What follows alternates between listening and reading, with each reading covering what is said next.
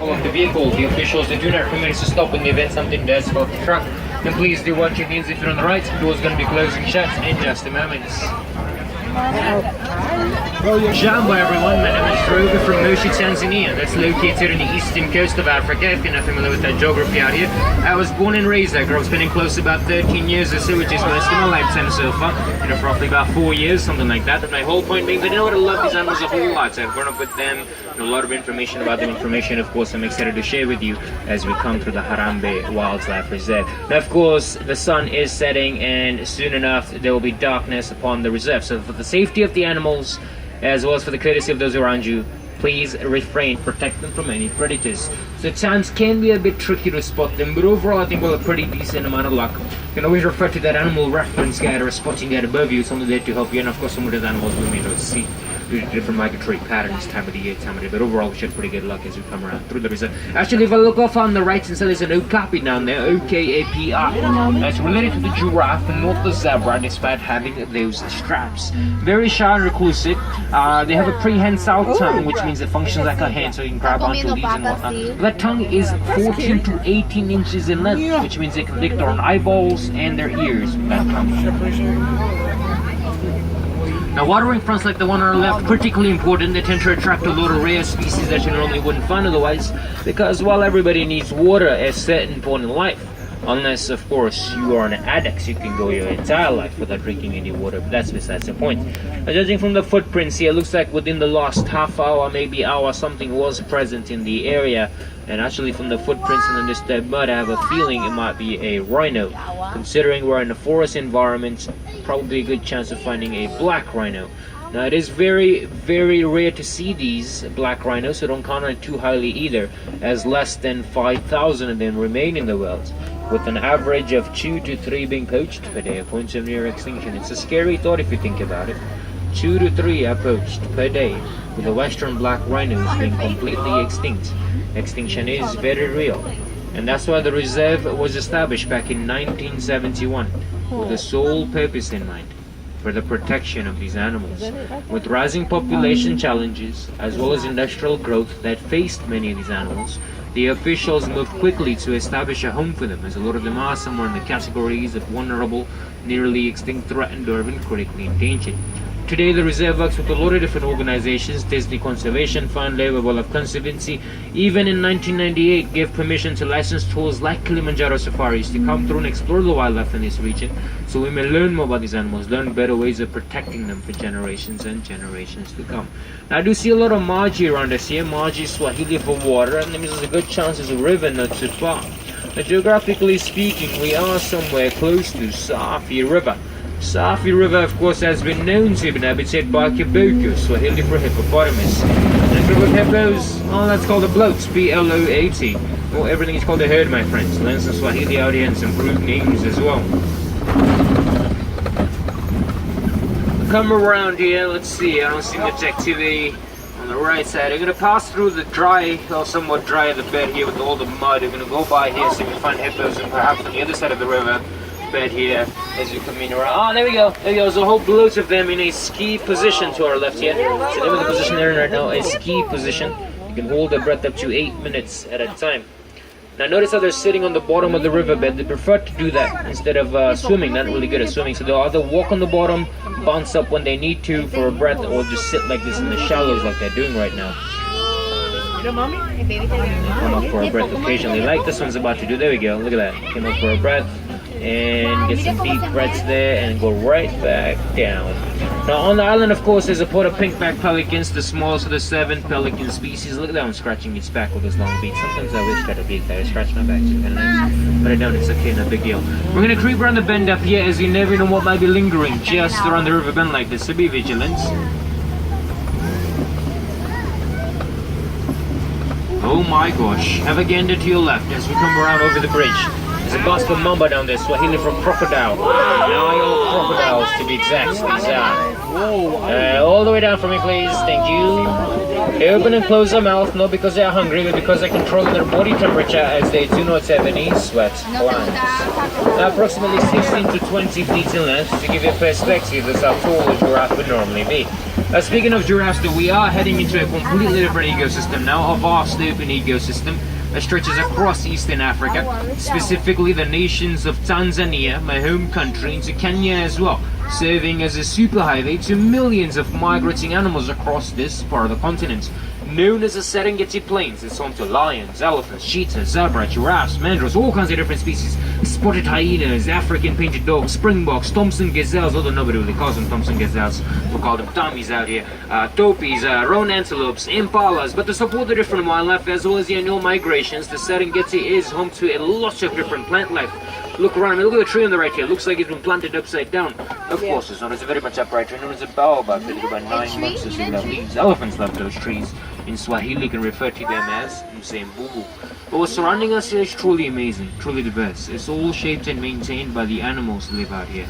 They are the ones who are responsible for taking care of this land. They're maintaining it, shaping it, forming it. All the pieces of the puzzle fit right into place. It's all interconnected in the great circle of life. But this here, my friends, this is the wild Africa that we're working so very hard to conserve and protect.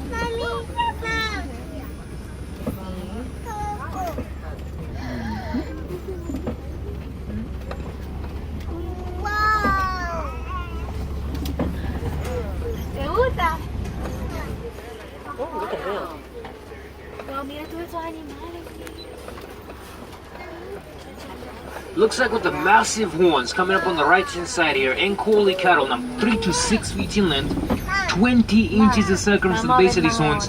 No headache whatsoever. There's a honeycomb structure inside. It helps them regulate the body temperature. Look at this one coming up on the left here. Oh my gosh, massive horns. And they're Egyptian, like they've migrated down south in the Serengeti. The tribe that first domesticated them were known as the Watusi tribe, hence they also known as the Watusi cattle.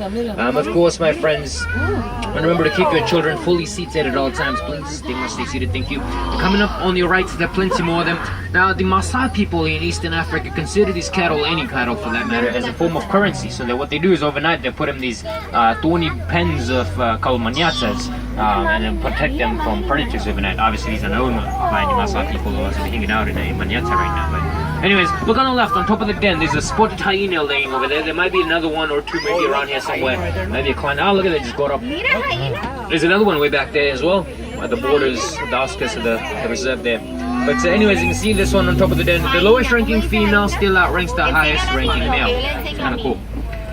Coming up here, all around us, a few different antelope species, including some babies, of course, for the eland. Patterson elands coming up on our left, the largest of the antelopes, 6 feet at the shoulder wing, over 2,000 pounds. But from a standstill position, they can jump straight up in the air, up to 8 feet. There, feet will be where your head is. Look at these elands. Pretty cool.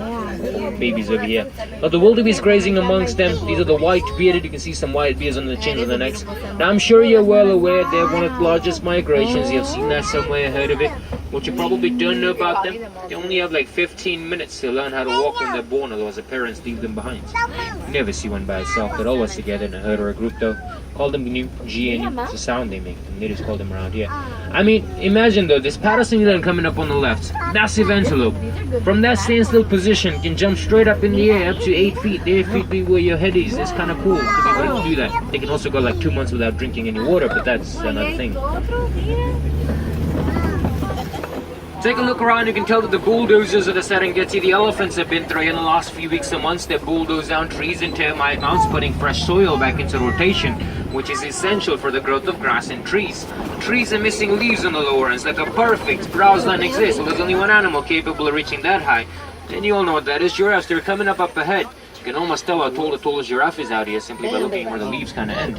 Minus, of course, 18 inches. But anyways, they reach up in the leaves, allowing for the sunlight to come through, allowing for the grass to grow, which is food for antelopes like the springboks grazing on the right. There are no babies, by the way, they're fully grown size. When they graze on the grass, it makes room for more grass to grow. Then you have the warthogs, they're like the edge trimmers. But this way, everyone is in a food and a balance to the ecosystem. Nothing in the Serengeti out here goes to waste, not even the termite mouse we're seeing all around.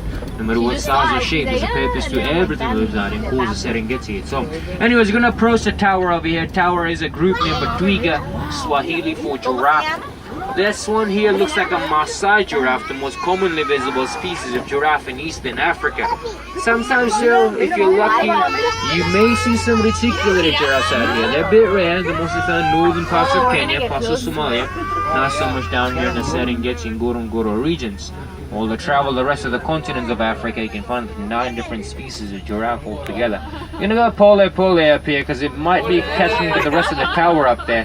Tower is a group name for Twiga, Swahili again for giraffe. So we're gonna let it cross and meet up with the rest of the tower on the other side.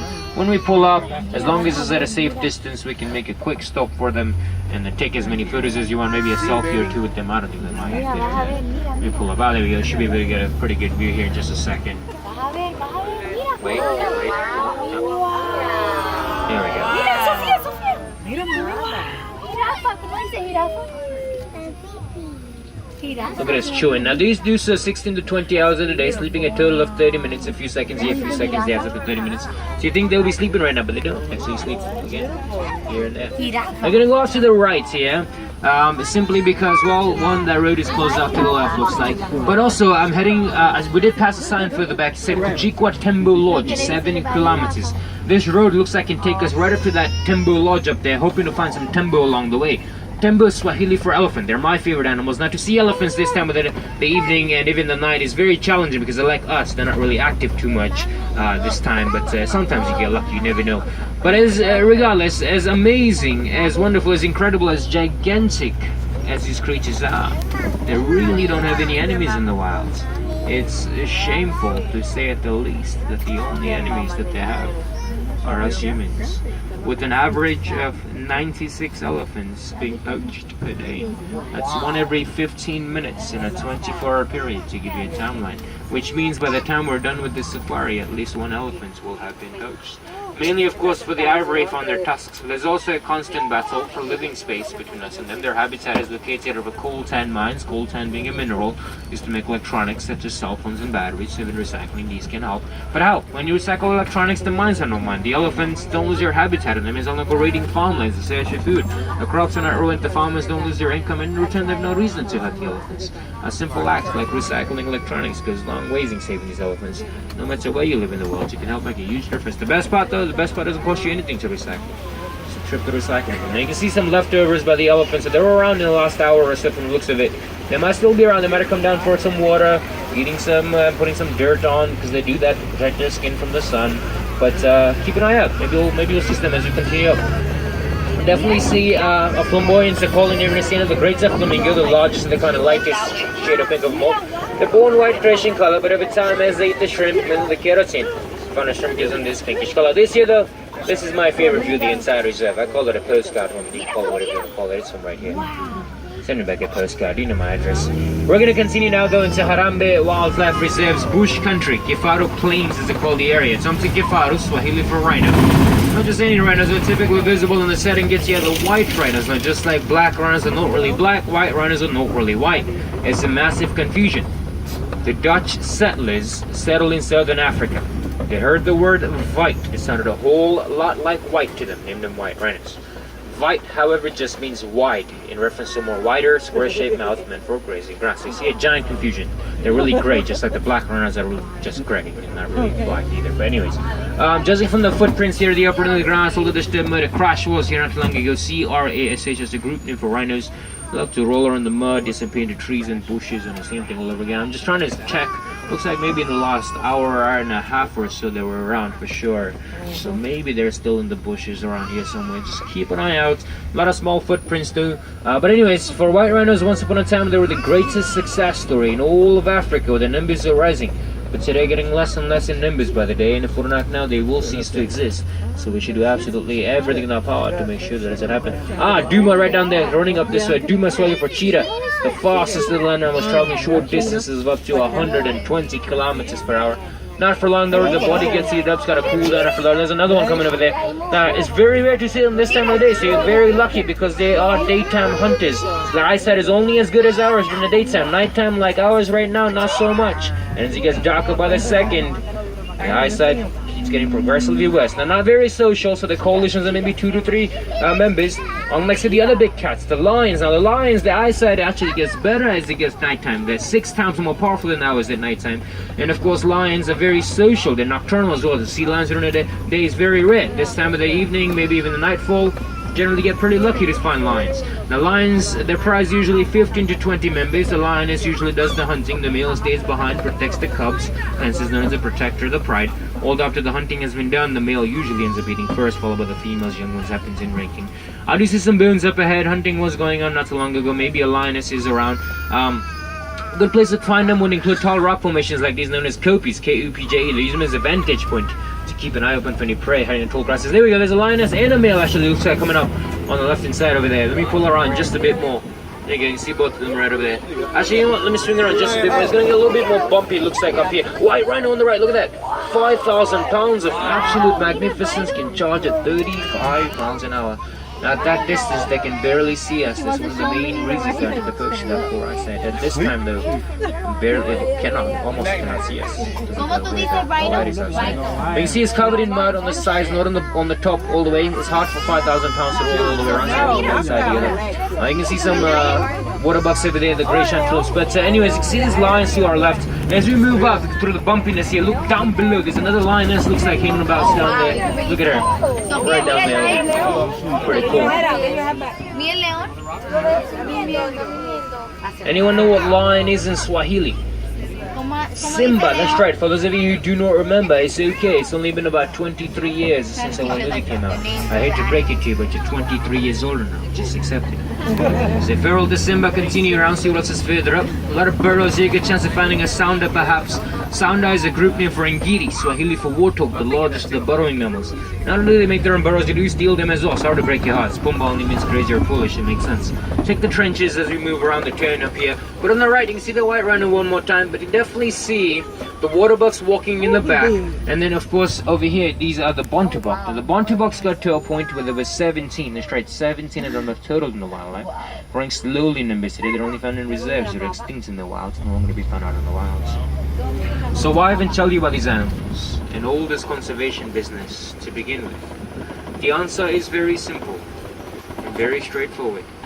I grew up with these animals, 13 years in counting. They have a special place in my heart. But if you really think about it, conservation is not just a business for a few people. It is a matter that concerns all of us. It's up to us to manage our finances. It is up to us to make sure that our wildlife doesn't go extinct. It's up to us to preserve our lakes and our streams. These all will become useful for generations and generations to come.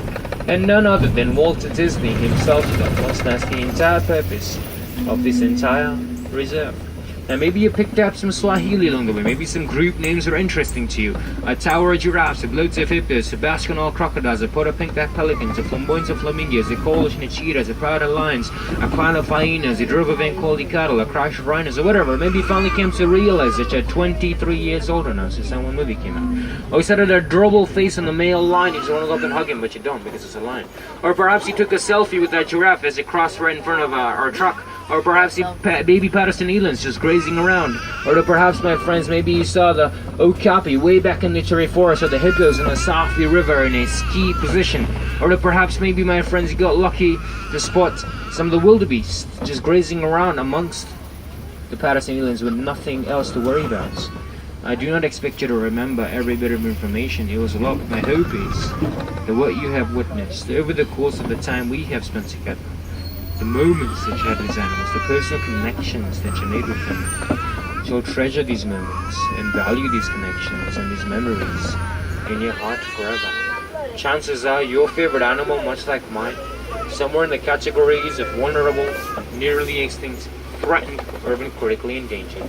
If something as simple as educating ourselves in conservation, educating others in conservation, supporting a local wildlife conservation organization can help prevent these animals from just being pictures down the line for your children and their children who come up at that point and want to do these things.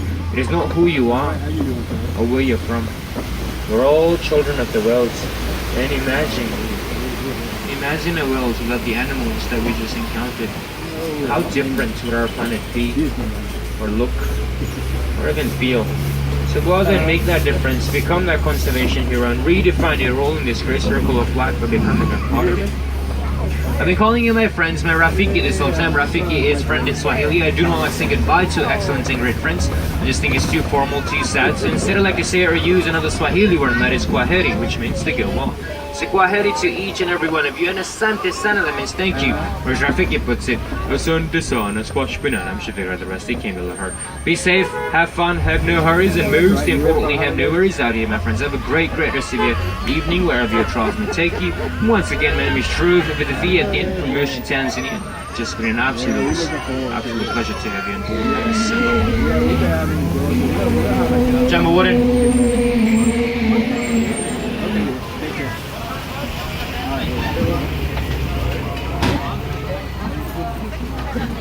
Rose.